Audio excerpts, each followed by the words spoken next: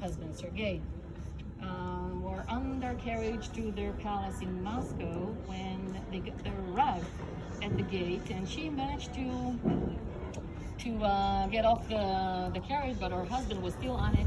And all of a sudden, she heard this terrible explosion behind her back, and the carriage she was sitting in went completely blew up and turned into pieces. This poor man, Sergei.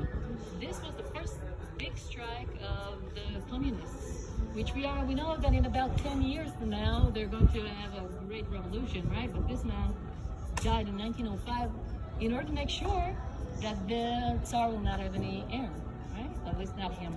So Elizaveta was completely shocked. She did not understand why. Why would they want to kill her husband? They happened to catch the guy who put the explosives inside the carriage, and she met him in jail. She asked him, "Why did you kill my husband?" And he said to her, "Listen, Russia's going to change. It's not going to be the Tsar anymore. We're taking over. The people are taking over. But I want to tell you that we had a few chances beforehand to kill Sergei. Not because we hate him or anything, it's because he's the heir.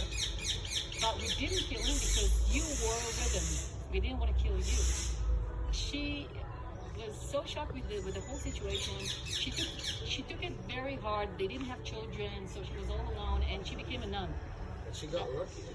She was very lucky, but she was very alone and very sad. I mean, she lost her husband in a very, harsh way. You said that they didn't try to kill her, but she was Right. in the same carriage. Yes.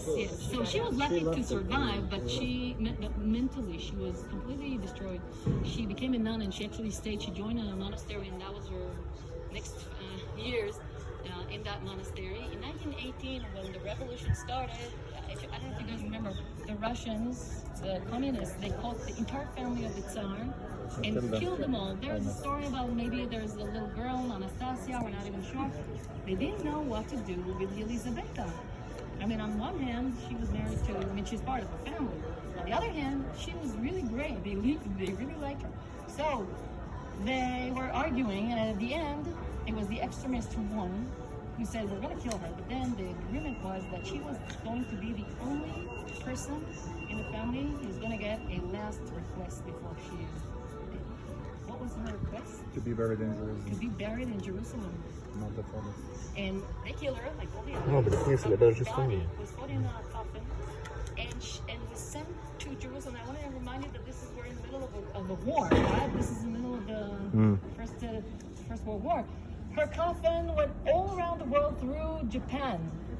Yes, true story. Through Japan, almost 6 months until they got her to Jerusalem, and she was buried where?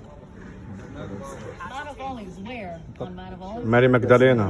Maria Magdalene Church. Now, I was so shocked and surprised to see it, because I was sure that her body, her coffin was put in the crypt, right? No, it's there in the prayer hall. You enter the church, and you see the coffin at the side of the altar. It's quite amazing how important she was for the Russian people, and the fact that she wanted to be buried in Jerusalem. I think this is very interesting. Anyway, the war was over, right? 1918, there was no more Russia, there was USSR, and there are no more pilgrims coming to Jerusalem. All these thousands of people